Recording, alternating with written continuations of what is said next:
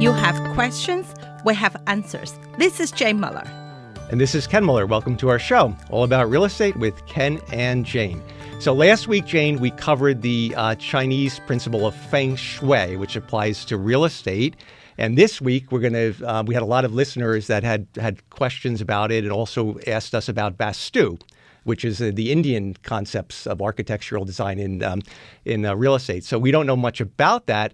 So to help us break it down, we're pleased to have with us Dr. Dipikla Gupta, who's a Vastu expert specializing in that. So Doctor, welcome to our show. Thank you. Thank you so much, Ken. Welcome. Thank you. Yes. So to get started, I guess the first question that's appropriate is, what is Vastu all about, and is it scientific in nature, or give us the overview on it? Yeah. Yep. See, Vastu is actually written by the sages in India almost 10,000 years back. And there are the Vedic scriptures in India. So in one of the Vedic scriptures, Atharvaveda, the sages have talked about the Vastu.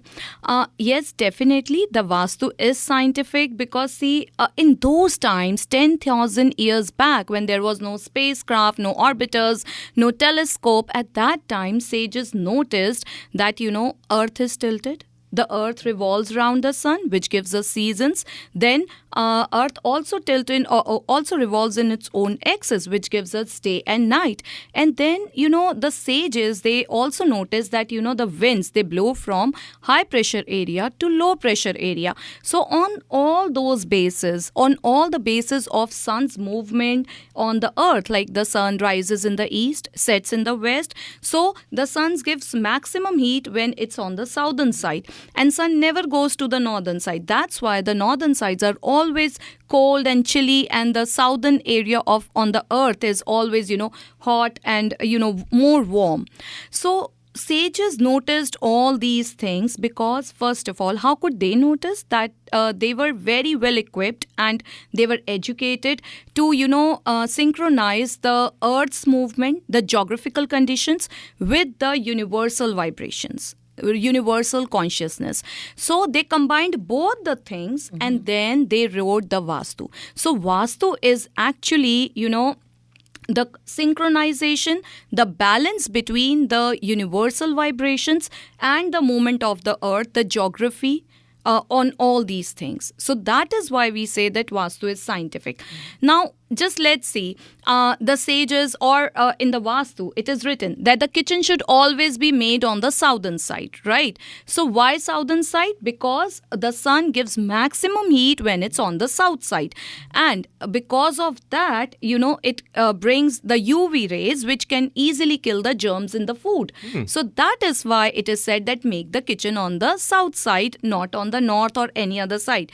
Again, see, north is very, very cold, right? So when you make the kitchen, which is the heat element, which is the fire element, and you make it on the north, which is a cold, then it does not make a balanced state, right? So that is why, the sages kept everything in the mind, the activities of humans, like in early morning, though today generation don't gel with it, but, actually the hygiene is that you take a shower in the morning. Today, people take at the evening also, and whatever they want according to their job profiles and all. But the hygiene says that take the shower in the morning, get fresh, brush your teeth, and then, throughout the day work. Then in the evening, before the sunset, take the food. And then at the night also, just brush your teeth before sleeping and all that stuff. This is all hygiene. So what the sages did, they kept in mind those hygiene, the movement of the earth, the universal consciousness, and the geographical conditions. And then they wrote the Vastu based on that. So Vastu is actually the science of architect, where if you design the house or office premises according to Vastu, then it can give you that mental, emotional, physical, material, and spiritual happiness, balance, and stability. Wow. That was elaborate. Did you take notes? That is quite a. I know why we are happy because I do have a shower in the morning, not in the evening. Yeah, we do. I do that. I brush my teeth twice a day, and I do shower. That we all do. And then our kitchen is facing south, so we have plenty of sunlight. So we're already halfway there. But a lot of Vastu has modern day applications because I think it's very relevant that the kitchen is in the south because where most of the people spend most of the time in the kitchen, right? Yeah. So you want to maximize the light, and the southern exposure gives you the brightness, which everyone wants the brightness, the openness, the light. So there is a lot of modern day common sense applications to Vastu too, right? And it was designed based on practicality back then, right? Because the cooking and killing the germs, but now it's because people want the light to the enjoyment aspect. Right. So that's really, wow. And this was developed 10,000 years ago. So they had the knowledge and the wisdom to analyze the Earth rotation around the sun and develop all these concepts. See, earlier people used to have a lot of patience and wisdom day by day. As in India, we say that there used to be a Satyug and then the last will be a Kalyug. So we say that in the Satyug, people were more, have more morals, ethics, and then more wisdom, patience. If we look at our parents also, see, the wisdom and patience they used to have, we lack. And the next generation is lacking more and more, right? So at that time, people were, so much of wisdom, patience, they have that power inside them that they can actually see the things, they can feel the things, and then lot of knowledge over there, a real knowledge, not a bookish knowledge. It used to be a very, very real knowledge. Right? I totally agree. Even back to China, right? The 1,000 years history. Yeah. Same thing. When that, 1,000, 2,000, or 5,000 years ago, really they had a very basic. Yeah. They have to depend on the weather, depend on nature to provide their livelihood. You know what? That time I'm so shocked. They were so wise compared with today. They didn't have the computers, the calculators, anything. Because now we just hooked with the TV, the game, the YouTube, the everything, right? The media, whatever, social media. They were much more aware of the stars, the rotation, the different constellations, whereas now in school they may teach it, but the kids really just learn it from a book. But there they figured it out themselves. That leads to the next question. Is Vastu related to astrology at all? Does it base any of its principles on the astrological configuration of the stars and the planets? Yes. Vastu is connected to astrology and Ayurveda too. So Ayurveda is the science and it's a Vedic science again back in India where we treat the people with more of the herbs and plants based things, right? So we say that food is medicine. So if you are eating at the right time, at right place, then it's always good, right? So then it gives so much of mental and physical balancing to the body also. And see, what is astrology? It's all about the planets, the movements of the planets, and how those movement of the planets affects us.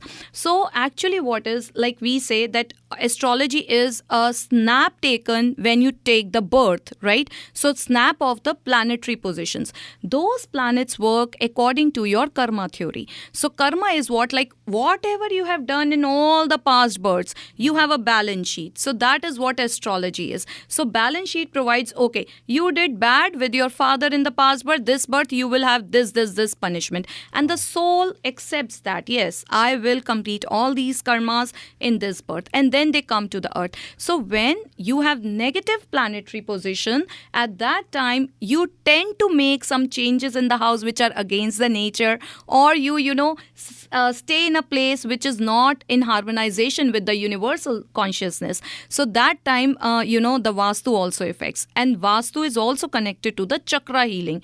The chakras, astrology, Ayurveda, Vastu, they all are interconnected sciences. Everything is interconnected. I found, the recent scientist is great and is not so great because thousand years ago, they see the world as one. Now they subject to chemistry, biology, and physics, math, English, music, and foreign language. There's so much the kids had to go. But many, thousand years ago, they see it as one. We all are constantly under the pressure of performing in so many fields on day-to-day basis. And there these sciences help a lot. Right, absolutely. So a lot of listeners are probably saying, in this era of new technology, why is Vastu still? Why do we need to follow this ancient and old science? And I guess we kind of answered that partially by saying that it has the origins and the planets and the rebirth. I guess that follows. The rebirth is a Hindu religion. So Vastu and the Hindu religion are tied in conceptually, right? In some of these. Right? No, I don't agree. See, Vastu is not at all religion-based. This I can answer as we move on in the show. Okay. But first, let me take this technology part. Sure. That why we need. Because sages said that Vastu is only based on the movement of the sun. So when the sun is rising, we should all wake up and we should do our work. When the sun sets, at that time we should give the body a rest also. Because, why the life is possible on the earth? Because of the appropriate distance with the sun. That is why life is possible on this planet, right? So we all get that energy from the sun. Moreover, all the crops, everything grows because of the sunlight, right? And according to the geographical conditions, in every other country or state, we have different kind of food crops because of, the sunlight, geographical conditions, and there are so many other factors, right? In this era of technology, why we need Vastu when we have electricity? We are not dependent on sunlight now for our day-to-day routine. See, today, technology is growing at a very vast speed, right? But mind is not calibrating that. I'm talking here about mind and not brain. Brain is a physical thing, whereas mind is a mental thing. Yes. Today, technology is growing so fast and, it's calibrating so quickly that we have to keep our mind indulged in that all the time. Oh, I have to answer my emails. Oh, I have to do this, And there's many tasks that you have to do. They said you really can't multitask, but your mind has cognizant of it's got to get these tasks done. I've got to answer these emails. I've got these texts. I've got the phone. I've got everybody. It's so electronically and so many distractions from... So many distractions. Yeah. Yeah. So that's why in ancient times they were more focused and they had less distractions, so their minds could really be creative and really calculate and really, they could really delve into these concepts, where now the learning is all so structured and it's so programmed that you're just learning from books and you're memorizing what's already been discovered many, many thousands of years ago by a lot of these sages. Yeah. You said that you truly can. Used to be they have a lot of thinkers. Now it's no longer a thinker. It's stewards and memorizers, right? Yeah. All right, with that, we're going to take a short break. We'll be right back after these messages. Okay, welcome back to our show. We're joined today with our special guest, Dr. Dipikla Gupta, who's a Vastu specialist. And Doctor, please give your contact info in case any of our listeners would like to get in touch with you for a Vastu consultation. Yeah, so my contact number is 848-228-1267. I'm repeating it again, 848-228-1267. Okay, great. Thank you. So let's continue our discussion on talking about the applications with the modern technology, why Vastu is still relevant, and then we're going to tie it into the talk about the real estate applications. Yeah. So see, in today's time, technology, as I was talking earlier, that, today the technology is growing at a rapidly, very, very fast. But mind is not calibrating it, right? So mind is always indulged in something or the other. There was a time when, we all used to have some relaxation time. But today we are not 24/7. We have something or the other keep going in the life. Today, thanks to social media, it's not... it's like it is said that, it's more important to look happy rather than being happy. You have to put your pictures on the social media that you doing good, you happy. So all artificialness, right? Again, making decisions have also gone lower because thanks to data analysis today, everything is on I have to do this, not this. So everything is turning into artificialness. Just imagine, 10 years back, did you really need air purifiers? air was a natural gift of the nature, right? Right. But today we need air purifier. And for some, it is needed. But for some, it is just a matter of flauntness, right? Cars, again, see, we can go in a simple car also. The simplicity has totally vanished somewhere, right? If somebody is buying an expensive car, people see on the social media, then 10 also wants to buy it, right? Then people flaunt their happiness. I know, because I'm into astrology also, I know so many couples, those who show their, those loving pictures on the internet, and it's all, but all it's just fake. facade. It's a facade. It's that's. And then the other 10 couples who see that, they also want to go that place and get same clicked as they have been. So everything is turning into artificialness, and this is so sad that today we are accepting this artificialness, right? And that's the problem with the TV and the social media and the celebrities and or the people that quote unquote that people look up to, the actors, the actresses, the athletes. They see them, they're flaunting, who are you have to do their that. Personal belongings, their cars. So it's part of that. So it's a lot of so there's a lot of pressure on society. Your success is based on how well you do monetarily, which is how well you present yourself. It is nothing at the back, but if you're presenting well, then also that has also become important, right? Sure. The first thing. The second thing, earlier there were joint families, or you used to have the real friends and family in the life who were ready to take your burdens, who were ready to share those burdens, who were happily to give you the right advice. You have people to share your happiness, sadness. But today, that positive part is totally missing, the real friends and family. A negative part, or I can say the more of the artificialness, is more prevailing in the society. And then the third point, mind is totally into the thoughts, calibrating.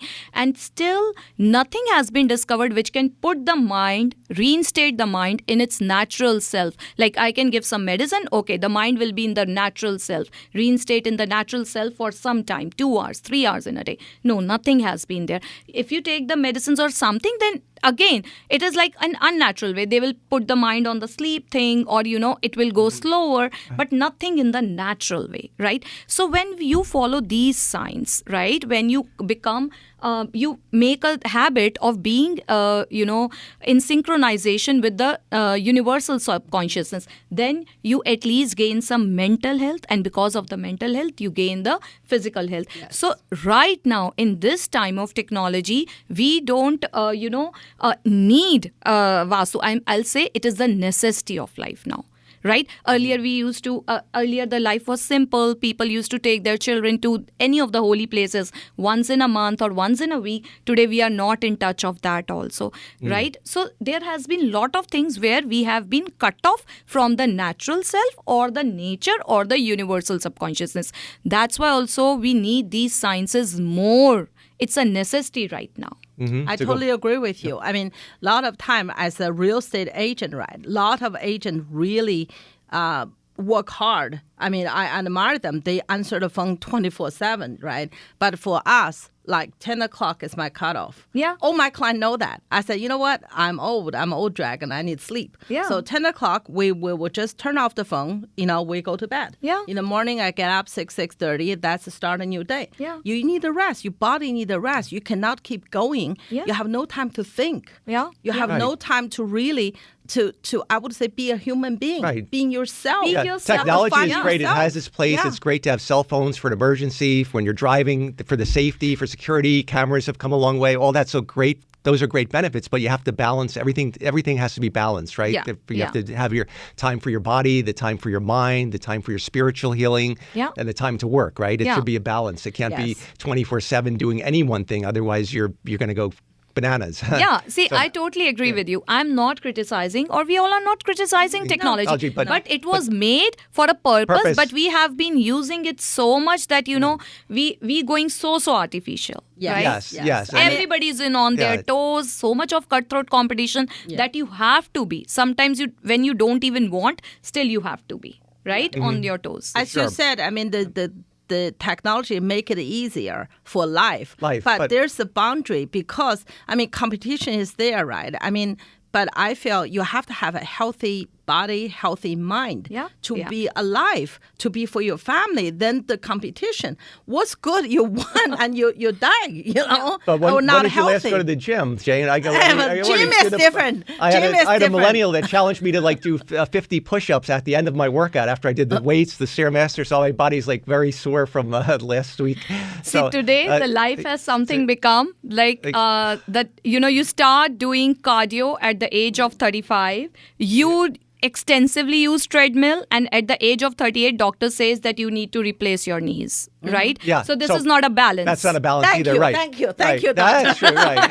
Thank you. So to maintain a balance, see, we using technology not in a balanced way actually. Right. So maintain a balance, we need these sciences to, you know, be in the harmony with the nature, with the universal because subconsciousness. People now, and that's another thing, we're getting a little bit off topic on the real estate, we'll get back to that, but that's another thing with the exercise where we're due to artificial means, certain people enhance their strength, and then they're using disproportionate weights for squats and bench press, then they, you know, that they like steroids, and they otherwise could never do that, but then their knees get destroyed, and then later in life you hear these interviews with these bodybuilders that say, oh, I used to squat 800 pounds, but you know, my knees, I can no longer walk. But it was where, so that's where the artificialness is, your body can only take so much, but they're artificially it's getting enhanced, which is destroying yourself. So no gym. Well, no, but everything in balance, right? Everything. But Ken, to be fair, I go visit clients. I show houses. That's my excitement. No, I'm just saying. Everybody their own. Everybody has to find their own balance. Whether it be that's walking, my balance. It doesn't have to be weightlifting or cardio. It has to be maybe walking or stretching or yoga. And your mind. Everything is balanced, right? Yeah. So let's talk about Vastu in real estate. Give us some ideas. Obviously, considerations for the house facing. I guess north or only north and east the best for Vastu, or is there any other exceptions to? This is totally a myth. You let me know. You guys are into real estate. Yes, you have been dealing with so many people. Is people who living in the north-facing houses or east-facing houses are only happier? The people who living in the west-facing houses or south-facing houses are not happy? Yep, I agree with you. A lot of people. This is totally a myth. See, but some clients come in, they're adamant it has to be north or east. Otherwise, and other clients from that culture, they could care less, or some it doesn't matter. So it all the four directions are equally good. It is some kind of a energy in each and every direction, which we recommend that, okay, if you are buying a north-facing house, then try to be. See, the Vastu is actually because it has talked about the whole earth. So it is more about the degrees, on what degrees the door is. It hardly matters whether it's a north-facing house, east-facing house, south or west. You know, I did a research like long time back, and I found that maximum people who are the multimillionaires have their houses south facing. Oh. Right? Chinese are like by south facing. Yeah. When so you say the degrees, I'm sorry to interrupt, but what do you mean by the degrees of the door? See, let's say the north is starting from the 0 degree, right, to the 90 degree. So where exactly the door is? Is it on the 1 degree or the 30th degree or the 35th degree? So every degree matters. So this is the myth actually, that only the north-facing houses and east-facing houses are good. This is totally a myth. And I know maximum Indians follow this, but through the show, if I can spread this knowledge, then why not? That it is totally a myth. If I'm going to make sometime my dream house, I'm going to make it a west-facing house for sure. That's what we have. That was supposedly brought her good luck, and that's why we have a west face. The Chinese feng shui master told me, based on the time that her office, everything should be west. Yeah, I was born, and this is based on the time and the date as well. So they said I have to have a northwest facing. West. So they might have told you on basis of your stars also. Yeah. Yes. And how do you determine it? Like if somebody calls you for a consultation, will you look at their birth date and their year of birth, the time of birth, and then determine what's best for them based on their birth date, or you consider multiple factors? See, there are two ways of looking at the Vastu. One is that I look at the floor plan, and which is like generic for everyone. Like we say, take a shower in the morning. It's generic for everyone, right? Mm-hmm. But again, some people have some problems, or some people are looking for some specializations. At that time, we say, okay, according to your birth stars or according to the astrology energy, you go for this kind of a house and not this kind of a house, right? Like if somebody comes with some skin problem or something, I would say, okay, put the leaves of these things in the water bucket and then take the shower. So again, I'm telling them to take the shower, but with some specifications. So at that time, I usually consult that. See, people actually go for the north-facing houses and east-facing houses because of the basic reason that when you enter the house, right, you have mainly the living area, the dining area, then the kitchen, and at the back side, you usually have the bedrooms, right? According to the Vastu, because of the, the winds blow from the high pressure area to the low pressure area, it is said that always make the bedrooms on the southern wall and the western wall. So if the house is north facing or east facing, then automatically the bedrooms come at the southern wall and the western wall. But if the house is west facing or south facing, then in the south and the west, you will have more of the dining and the living area. And then at the back, which we don't usually recommend to make the bedrooms, is like east and the north, there the bedrooms will come. That's why they avoid. Otherwise, there is no logic in avoiding south-facing houses or west. They are equally good. It depends on what energy field the house is. Interesting. Wow. That's enlightening. How about if the couple are different? How about if the husband-wife, because they're totally different. Oh, that's a good question too. What if one is north that's an excellent question. Yeah. Yeah. So see, if one is, let's say, north, the other is south, then there is the center point of everyone, right? There is at a point where both the energies will get balanced. So that I recommend. You have to balance it. Yeah. Wow. Actually, the life is all about balancing. And then I see that where is the point where husband can give his 50 and wife can give the 50. And then I match it and then I ask them to buy for such a house. Yeah. Wow. We're almost out of time. We'll have to continue. We have to continue. If you're available next week, we'd like to have you back for our next show. Once again, Dr. Gupta, please give your contact info for the listeners. And we're going to have you back again next Sunday. Yeah. So the contact is 848-228-1267. And you can also check my website. That is www.ohmhh.com. And it's Om Holistic Healings. Awesome. Thank you again so much, Dr. Gupta, for being our guest. We're out of time. We'll see everyone next week. Have a great rest of the weekend. Thank you.